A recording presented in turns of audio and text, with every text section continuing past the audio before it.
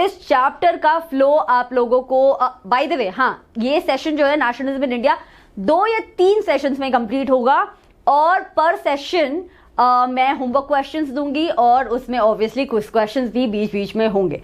तो nationalism India के इस सेशन का फ्लो है ये।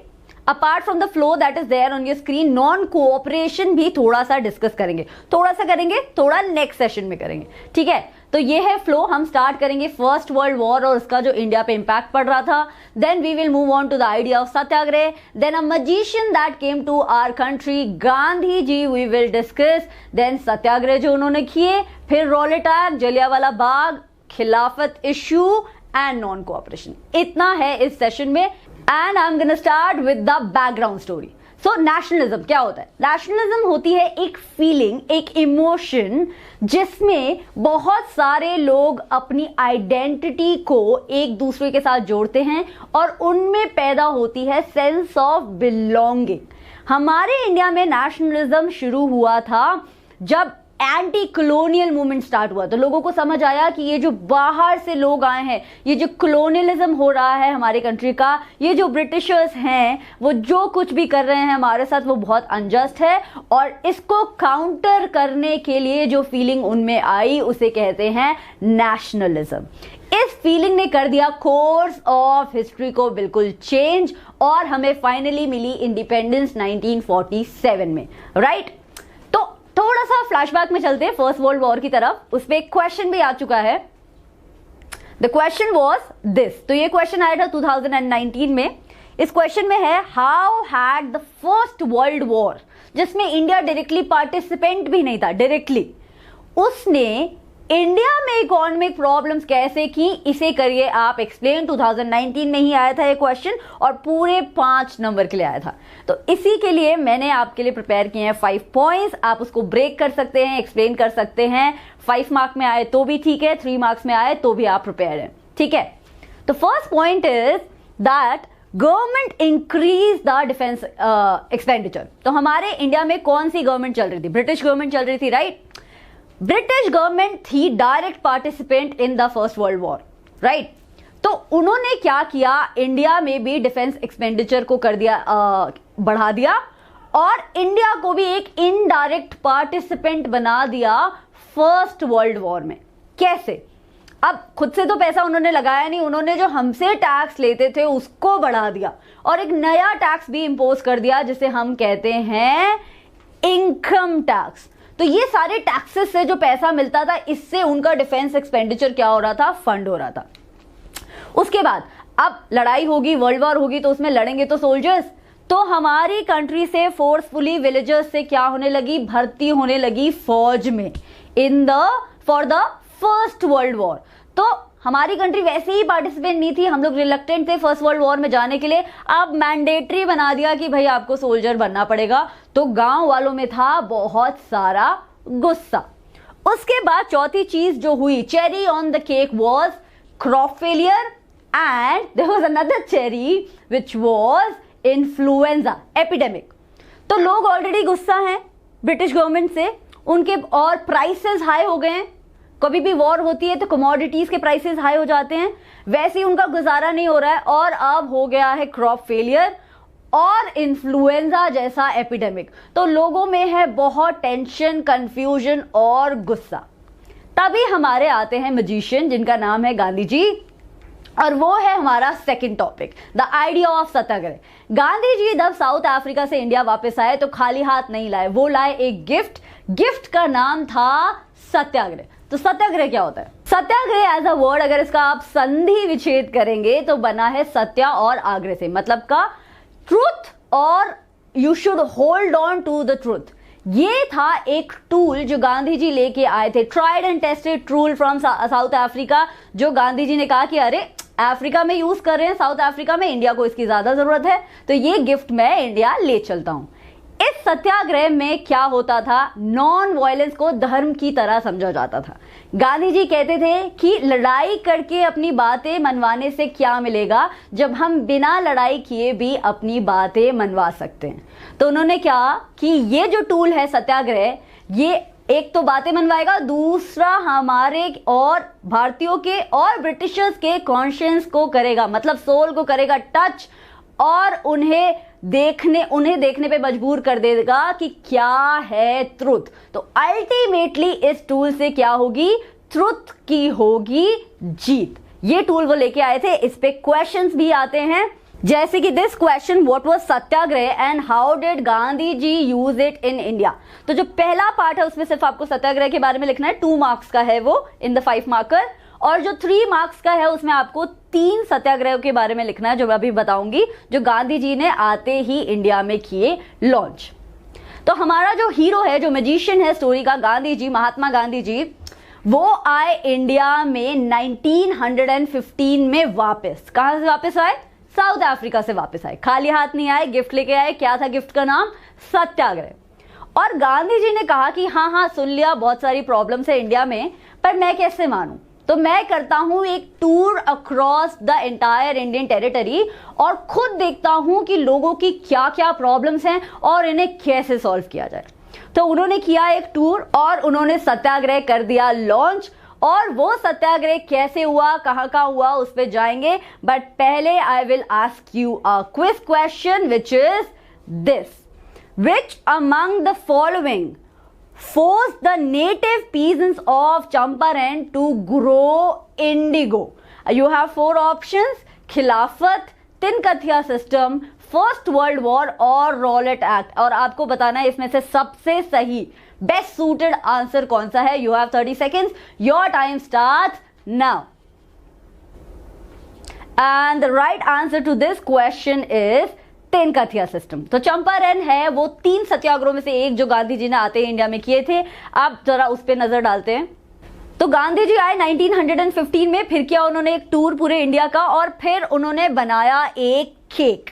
केक क्या है, C stands for Champaran, A stands for Ahmedabad and K stands for Kheda district. Basically ये 3 वो जगहें हैं जहां गांधी जी ने बहुत सक्सेसफुली किया सत्याग्रह।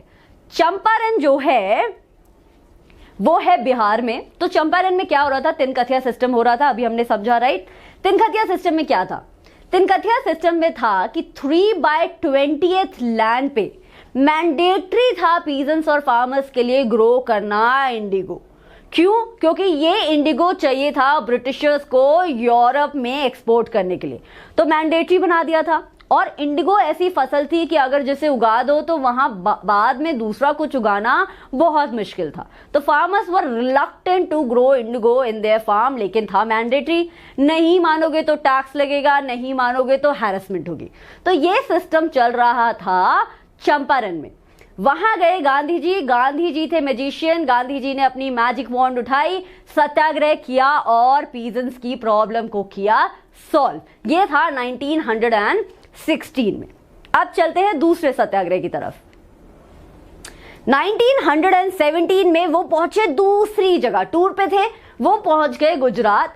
गुजरात में खेड़ा डिस्ट्रिक्ट में उन्होंने अगेन पीजेंट्स के लिए किया सत्याग्रह। प्रॉब्लम क्या थी पीजेंट्स की, पीजेंट्स की प्रॉब्लम ये थी कि वो 2 तरीके के पीजेंट्स थे, या तो बहुत रिच पीजेंट्स, थोड़े रिच पीजेंट्स, और ऑल्सो 3 तरीके के पुअर पीजेंट्स। और क्रॉप हो गई थी फेल्ड, प्लेग चल रहा था डिस्ट्रिक्ट में, और प्लेग की वजह से प्राइसेस जो हैं बढ़ गए थे और क्रॉप फेल हो गई थी। तो बेसिकली जो पीजेंट्स थे उन्होंने हाथ जोड़ लिए कि हमसे टैक्स नहीं दिया जाएगा। लेकिन टैक्स कलेक्टर मतलब कि ब्रिटिश गवर्नमेंट कह रही थी कि हमें नहीं पता, तुम्हें तो टैक्स देना ही पड़ेगा। फिर आया हमारा मैजिशियन ने करवाया सत्याग्रह, और सत्याग्रह से ये निकला कि आपको फाइनली जो पुअर पीजेंट्स हैं उन्हें टैक्स से एग्जेम्पशन मिल गई। तो ये सत्याग्रह हुआ था 1917 में। इसके बाद एक और गुजरात डिस्ट्रिक्ट में सत्याग्रह हुआ अहमदाबाद में। अब क्वेश्चन इस पे ऐसे भी आ जाता है कि which was the satyagraha that Gandhi ji did for mill workers, क्योंकि बाकी 2 जो हमने पढ़े वो पीजेंट्स के लिए थे, फार्मर्स के लिए थे। ये वाला जो है ये कॉटन मिल वर्कर्स के लिए था अहमदाबाद में। तो अहमदाबाद में क्या हो रहा था, अगेन प्लेग की स्थिति थी गुजरात में, प्राइसेस बढ़ चुके थे कमोडिटीज के, वर्कर्स को नहीं मिल रहा था ज्यादा पैसा, कोई रेज नहीं मिल रही थी, प्राइसेस मार्केट में बढ़ चुके हैं, जो 10 की चीज थी 20 की मिल रही है, लेकिन सैलरी और इनकम उतनी की उतनी है। तो ये तो गलत है। तो वर्कर्स डिमांड कर रहे थे थोड़ा सा रेस, लेकिन जो ऑफिशियल्स थे वो अड़े हुए थे इस बात पे कि हम तुम्हें कोई रेस नहीं देंगे। फिर आए हमारे मैजिशियन पिक्चर में गांधी जी, और गांधी जी ने सत्याग्रह करवा के रेस दिलवाया, एक बहुत एडिक्वेट रेस दिलवाया कॉटन मिल वर्कर्स को। तो ये तो थे तीनों satyagraha. Next part of our chapter, before we move on to this, I will ask you again a quiz question, and this is your quiz question. Why did the Indians oppose the Rowlatt Act? Okay, एक act आया था Rowlatt act, जो भी मैं पढ़ाऊंगी, but उससे पहले आपको बताना है कि आप क्या समझते हैं क्यों इंडिया ने अपोज किया रॉलेट एक्ट को। You have 4 options in front of you and 30 seconds. Your time starts in 3, 2, 1 and go. India ने रॉलेट एक्ट को क्यों किया होगा oppose? And the right answer to this question is C. क्या है इसका मतलब, मैं थोड़ी सी देर में बताती हूं, पर एक क्वेश्चन डिस्कस कर लेते हैं जो आया था 2015 में। क्वेश्चन है ये, पूरे 5 नंबर के लिए आया था ये क्वेश्चन। क्वेश्चन पूछता है, why did Mahatma Gandhi ji decide to launch a nationwide satyagraha against the Rowlatt Act? मतलब कि रॉलेट एक्ट में ऐसी क्या बड़ी चीज हो गई थी कि गांधी जी ने डिसाइड किया कि पूरे नेशन वाइड, नेशनल लेवल का सत्याग्रह करवाएंगे। ये एक्सप्लेन करिए किन्हीं 3 रीजंस के साथ। 5 मार्क्स का ये है क्वेश्चन। अब इसे अटेम्प्ट करने का एक ब्रिलियंट तरीका ये है कि आप सबसे पहले थोड़ा सा लिख दें गांधी जी और सत्याग्रह के बारे में, 2 लाइन, बहुत ज्यादा नहीं। उसके बाद आप डिस्कस करें रॉलेट एक्ट के बारे में, और उसके बाद आप डिस्कस करें गांधी जी के इंटेंशंस के बारे में कि वो नेशन वाइड सत्याग्रह से क्या चाहते थे। ठीक है, अब let's move on to Rowlatt Act. तो रॉलेट एक्ट पास किसने किया था? रॉलेट एक्ट पास किया था इंपीरियल लेजिस्लेटिव काउंसिल में। ठीक है, ब्रिटिश काउंसिल। इस काउंसिल में इंडियंस भी थे मेंबर, और सारे इंडियन मेंबर्स ने यूनिफाइड तरीके से किया था इस लॉ को अपोज। लेकिन फिर भी इंपीरियल लेजिस्लेटिव काउंसिल ने रॉलेट एक्ट को कर दिया था पास। रॉलेट एक्ट हुआ था पास 1919 में, मार्च में। ठीक है, अब गवर्नमेंट को मिल गई थी इस एक्ट से बहुत ज्यादा इनॉर्मस पावर। मतलब कि आप बिना किसी को वारंट दिए अरेस्ट कर सकते हैं, फिर आप उनको डिटेन कर सकते हैं बिना ट्रायल के। आपको अपनी इनोसेंस प्रूफ करने का कोई पीरियड भी नहीं मिलेगा और आपको पनिशमेंट मिल जाएगी। तो बेसिकली इतनी इनॉर्मस पावर मिल गई थी ब्रिटिश गवर्नमेंट को, क्योंकि ब्रिटिश गवर्नमेंट डर रही थी गांधी जी के सक्सेसफुल सत्याग्रह से। अब न्यूटन का 3rd लॉ है, every action has equal and opposite reaction. तो ये एक्शन आया आपका ब्रिटिश गवर्नमेंट की साइड से, तो गांधी जी ने भी दिया एक रिएक्शन, राइट। गांधी जी ने कहा कि एक हड़ताल कराई जाए। 6 अप्रैल 1919 में एक नेशन वाइड हड़ताल को बढ़ावा दिया गया, जिसमें कहा कि सारी शॉप्स को बंद किया जाए, कोई कुछ नहीं करेगा, हम लोग बिल्कुल हड़ताल पे करेंगे, पीसफुल हड़ताल पे करेंगे, कोऑपरेट नहीं करेंगे ब्रिटिशर्स के साथ, और ये है हमारा फॉर्म ऑफ रिएक्शन। अब इस रिएक्शन से ब्रिटिश गवर्नमेंट और डर गई। हमारे इंडिया के बढ़ते कदमों से ब्रिटिश गवर्नमेंट को लगने लगा डर, और ब्रिटिश गवर्नमेंट का एक व्यक्ति था जनरल डायर। जनरल डायर ने लगा दिया मार्शल लॉ अमृतसर में। लेकिन ये खबर सब तक नहीं पहुंची थी कि मार्शल लॉ लग चुका है अमृतसर में। तो लोग अपना पीसफुली 13 अप्रैल 1919 को जलियांवाला बाग में बना रहे थे बैसाखी। सिर्फ अमृतसर से ही नहीं, दूर दूर से लोग आके वहां बैसाखी मना रहे थे, और पीसफुल थोड़े से प्रोटेस्टर्स भी थे, पर एवरीथिंग वाज पीसफुल। तभी जनरल डायर अपने इस इंटेंशन के साथ कि मैं मॉरल कंडक्ट इंस्टिल करूंगा इंडियंस में, how dare they to do hartal against us, वो पहुंचा जलियांवाला बाग पे, और उसने सारे एग्जिट पॉइंट कर दिए उस एरिया के क्लोज, और अपने फायरमैन को बोला स्टार्ट शूटिंग। जलियांवाला बाग के एरिया की जो वॉल थी वो थी काफी ऊंची। उसने एक बहुत मॉकिंग तरीके से थोड़ा सा टाइम दिया लोगों को कि चढ़ सकते हो और निकल सकते हो तो निकल जाओ। People tried but they could not, and a lot of hundreds of innocent Indians who were just celebrating Baisakhi were killed in this incident. अब every action has equal and opposite reaction, तो लोगों में गुस्सा और बढ़ गया. After math Jallianwala Bagh की हम डिस्कस करेंगे, पर उससे पहले अगेन है आपके सामने एक क्विज क्वेश्चन है, when did the brutal Jallianwala Bagh massacre took place. अब ये मैंने अभी आपको बताया है कब हुआ था, आपको मुझे बताना है कि उसमें से सही आंसर क्या है. इजी पीजी क्वेश्चन, कब हुआ था Jallianwala Bagh incident. And you have 30 seconds as usual. Your time starts now.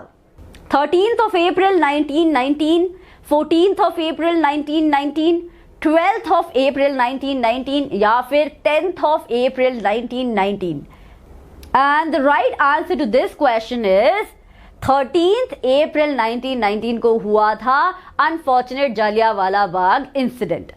अब आगे चलते हैं, क्या क्या हो रहा था रिएक्शन की तरह. अब इंडियंस बहुत गुस्से में थे, इतने सारे लोगों को, पीसफुल प्रोटेस्टर्स को और peaceful people who were celebrating their Baisakhi were killed. तो इंडियंस में बहुत आक्रोश था. उन्होंने स्ट्राइक्स करनी चालू कर दी, क्लैशेस कर दी, पुलिस को अटैक किया, गवर्नमेंट बिल्डिंग को अटैक किया और इस तरीके से अपना गुस्सा दिखाया.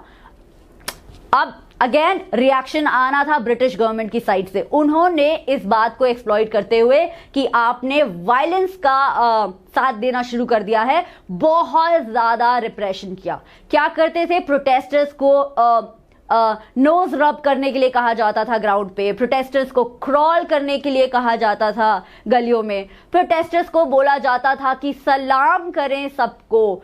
इस तरीके से बेइज्जती करते हुए प्रोटेस्टर्स के साथ रिप्रेशन हो गया शुरू. और इसी रिप्रेशन से और इसी हड़ताल के फेलियर से गांधी जी को समझ आई एक बात कि एक बहुत बड़े हड़ताल या बहुत बड़े नेशन वाइड मूवमेंट की है जरूरत. अब कैसे करें ये नेशन वाइड मूवमेंट जब इंडिया में ऑलरेडी हिंदूज और मुस्लिम्स आपस में ही इंटरनली कॉन्फ्लिक्ट्स हैं, तो हम बाहर वाले एनिमी से कैसे लड़ें. ठीक है, गांधी जी जब तक इस बारे में सोच रहे थे तब तक उन्हें समझ आया कि मुस्लिम लोगों का एक कॉज चल रहा है, खिलाफत मूवमेंट. अब थोड़ा सा खिलाफत मूवमेंट के बारे में समझते हैं. तो खिलाफत मूवमेंट है ऑटोमन एम्पायर का. फर्स्ट वर्ल्ड वॉर खत्म हो चुकी थी.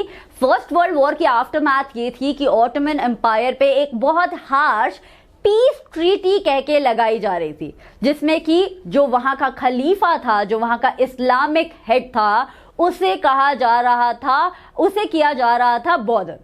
अब इससे मुस्लिम्स वर्ल्ड वाइड, जितने भी पूरे वर्ल्ड में मुस्लिम्स थे, उन्हें थी प्रॉब्लम. और इंडिया में इसी इशू को उठाते हुए खिलाफत मूवमेंट शुरू हुआ था. दो प्रोमिनेंट नेम थे इसमें, मोहम्मद अली एंड शौकत अली. वो दोनों गांधी जी से डिस्कस कर रहे थे कि कैसे इस मूवमेंट को सक्सेसफुल बनाया जाए. और तभी आया गांधी जी को आइडिया कि क्यों ना इन दोनों मूवमेंट्स को, इंडिपेंडेंस ऑफ इंडिया को और खिलाफत इशू को साथ में लेके क्यों ना कोई मूवमेंट लॉन्च किया जाए. उसके बारे में थोड़ी सी देर में बात करेंगे, बट उससे पहले मैं दूंगी आपको एक क्विज क्वेश्चन है ये, who was the writer of the book Hind Swaraj. Easy peasy question. I give you a small hint also. We have been talking about him. Who was the writer of the book Hind Swaraj? You have to tell me. You have 30 seconds. Your time starts now. And the right answer to this question is Mahatma Gandhi. तो महात्मा गांधी ने अपनी book में discuss किया है इस issue को. महात्मा गांधी ने कहा है हिंद स्वराज में कि नॉन कोऑपरेशन जो है, और इस इशू को डिस्कस किया है गांधी जी ने अपनी बुक हिंद स्वराज में. उन्होंने कहा है कि अगर इंडियंस कोऑपरेट ही ना करते ब्रिटिशर्स के साथ, तो कभी भी ब्रिटिश गवर्नमेंट हम पे इस तरीके से राज नहीं कर पाती. और उन्होंने ये भी कहा है कि सबसे पहला काम जो हमें करना है इंडिपेंडेंस के लिए, the stepping stone that should be कि हम कोऑपरेट करना बंद कर दें. और इसीलिए उन्होंने मूवमेंट का नाम रखा नॉन कोऑपरेशन मूवमेंट. अब इस मूवमेंट को गांधी जी ने डिवाइड किया स्टेजेस में. गांधी जी ने कहा कि सबसे पहले तो हमें ये जो टाइटल्स दे रखे हैं, हमें बहलाने फुसलाने के लिए जो टाइटल्स दे रखे हैं, इसको हम कर देंगे बॉयकॉट या फिर surrender. That was their first step. उसके बाद उन्होंने कहा कि हम सारी सिविल सर्विस मतलब इस अनजस्ट गवर्नमेंट के लिए हम काम ही नहीं करेंगे। आर्मी हो गई, पुलिस हो गई, कोर्ट्स हो गए, लेजिस्लेटिव काउंसिल हो गई, स्कूल्स हो गए या फॉरेन गुड्स हो गए, हर चीज को हम कर देंगे बॉयकॉट। अब गांधी जी ने तो ये कह दिया, लेकिन जो कांग्रेस थी उसको थोड़ा डाउट था इस पूरे मूवमेंट में। कांग्रेस सोच रही थी कि इससे उन्हें 1920 नवंबर में होने वाले इलेक्शंस को भी बॉयकॉट करना पड़ेगा, जो कि कांग्रेस बिल्कुल भी नहीं चाहती थी। दूसरा कंसर्न कांग्रेस का ये था कि उन्हें लगा, इंडियन नेशनल कांग्रेस को लगा कि नॉन कोऑपरेशन मूवमेंट थोड़ा वायलेंट टर्न ले लेगा और हमारे कॉज को थोड़ा सा हर्ट हो जाएगा, जो हमारा लॉन्ग टर्म कॉज है उसको हर्ट हो जाएगा।